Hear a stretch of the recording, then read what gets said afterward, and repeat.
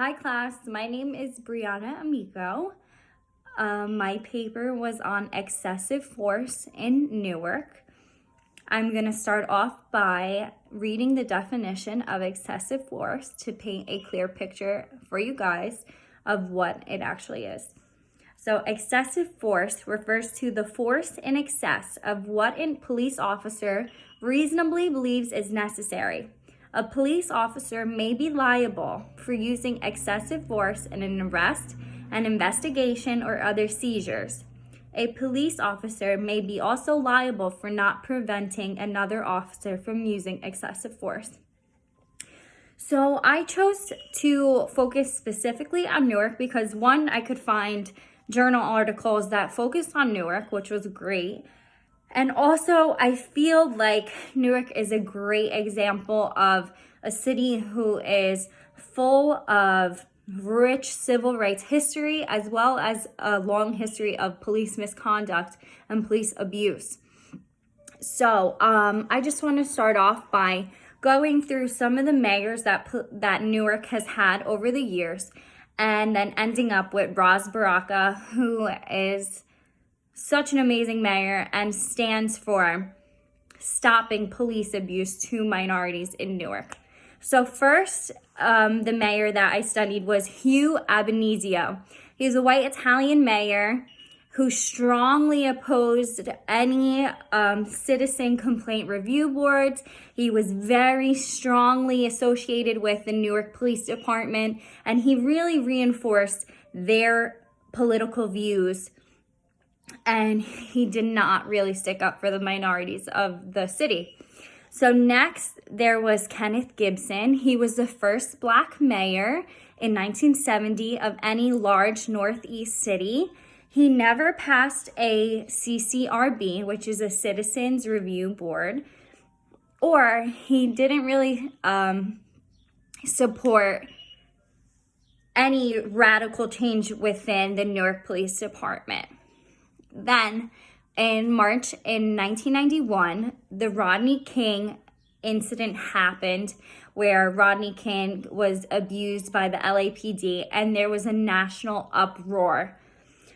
So then, during this time, Newark had Mayor Sharp James. He was Black as well, and he proposed a CCRB, but then it got shut down by the Newark Police Department. So basically, over the years, the Newark Police Department did everything it possibly could to prevent having a CCRB instilled into their community. The next mayor that came was Cory Booker. He supported a CCRB, but he never really enforced any actions to instill one, to establish one. He gave mixed signals about it. And Booker also appointed Gary McAfee. He was a white police officer from the New York City as police director. So people saw this as an opportunity to really make change within the police department, but the citizens of Newark weren't happy with Cory Booker's actions.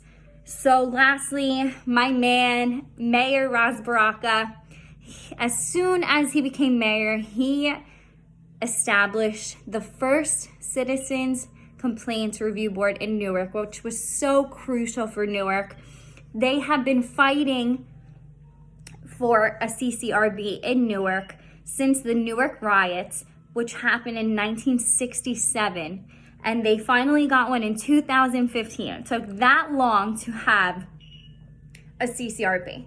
So let me explain what a CCRB is. A CCRB is a panel of people from the community that readdress complaints of police abuse and misconduct. And they work together with the police department, with the city council, with the mayor, with prosecutors, with everyone to try to improve the conditions of the community. So what happened in 2015 was Newark was found by the Department of Justice. They were found to violate many of their citizens' constitutional rights by basically using discriminatory policing and excessive force.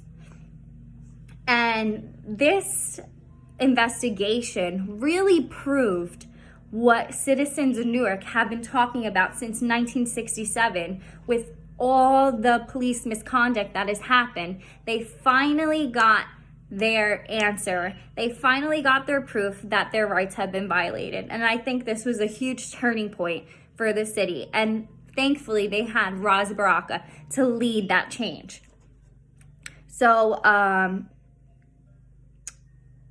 also, in my paper, to get off the history of Newark, I want to talk about the health repercussions of police abuse. And, you know, police abuse, you think about the aftermath of, I don't know, maybe you got beat up by the police, you have a black eye, but there are long-term effects that carry and follow vulnerable populations. And Black people are the most at risk for this targeted discriminatory policing methods. And along with this abuse of power from the police, Black people are more likely to have higher rates of cardiovascular diseases, chronic diseases, mental illnesses. Their chances are much higher than white people. And I think this is really important because this is why Ras Baraka, the mayor of Newark, declares policing as a health issue. It is a public health issue. And this really stresses of all the bad aftermath and consequences that excessive force really has on its citizens. In my paper, I also studied a study that looked at how education was associated with the use of force by an officer. So the findings are pretty vague.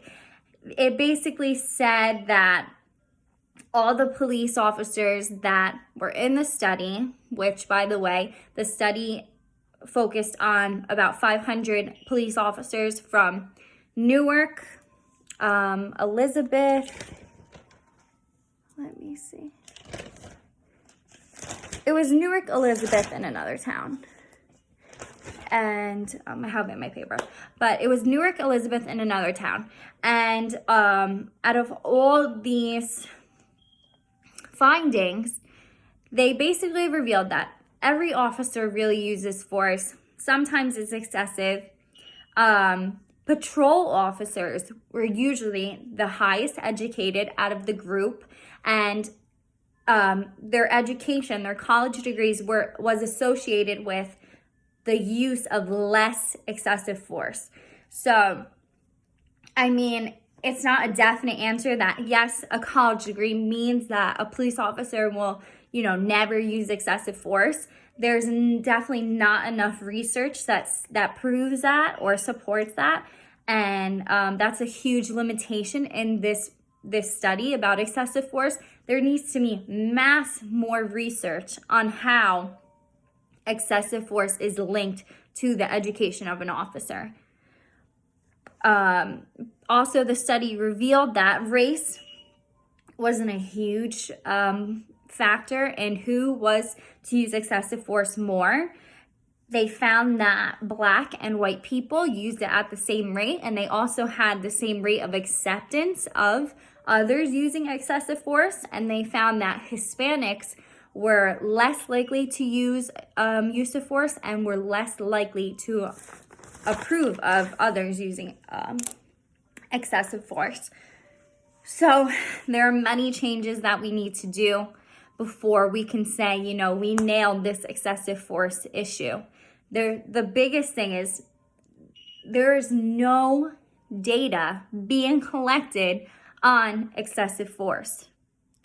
We see videos every single day on social media over and over and over and over again. We see it for our own eyes, but there is no empirical data being collected on how prevalent excessive force is used in our culture today. And that is very scary. the numbers are staggeringly low. And the only data that is being collected is by journalists who see these videos and see, just like you and I, but they write out their articles and they try to back it up. So the only statistics that we have on excessive force is from journalists, which should really scare you, because personally, I probably believe that every single police department in this country has a problem with excessive force. And it's very, very disheartening to know that there is absolutely no data being collected on it, even though it could be an epidemic that is going on in America that we are just completely ignoring on a federal level, on a local level, on a state level, at all levels. It's being completely ignored. So the first thing that we have to do is we have to start tracking police complaints of misconduct, of excessive force. We have to. It is so critical. So I'm very proud of Raz Baraka for really standing by his gun and establishing a CCRB. And personally, I think a CCRB is really the easiest and most efficient way to not only track these complaints of excessive force, but also to address them and to hold police officers accountable for their actions. Also, along with implementing a CCRB in every city, especially if it's majority of minorities, there should be so much more federal funding for training of officers. I think it's very hard as a society. We hold police officers to these huge expectations, but we need to understand the quality of the officer is going to come from the quality of his training. He's only going to do, or she's only going to do, what she's been taught to do. So, I mean, there needs to be more funding to really instill quality training in our officers.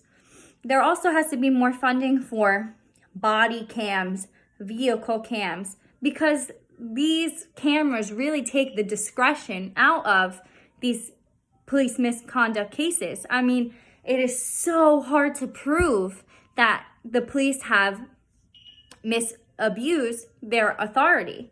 And with video footage of, a citizen being thrown to the ground for no reason, I mean, that could really be the pinpoint nailing of the case for these people. So I think definitely we need more funding for body cams, vehicle cams, anything that's really going to keep our citizens safe and keep the truth in play. We never want to go up against a police officer's words, because guess what? You're going to lose probably. So this gives an opportunity to give concrete evidence to show abuse. And lastly, which I think is so important, is the acknowledgement and action by the city for the citizens. And this is why I kind of focused on Raz Baraka so much, because he really went against the grain in Newark. The Newark Police Department was not happy with him, that he wanted to instill a CCRB, but Raz did it anyway, and he stuck by his citizens. And I think that is what makes such a great mayor so great, because regardless of all the oppression that he has faced with trying to stick up for his citizens, he found a way to do it anyway.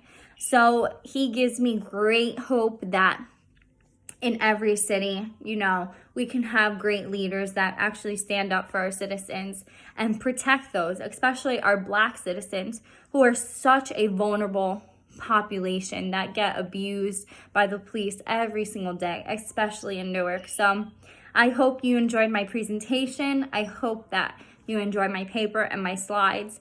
I had a very good time writing this paper, and I really enjoyed it. So I will see you next time. Good luck, everyone, and stay safe. Bye-bye.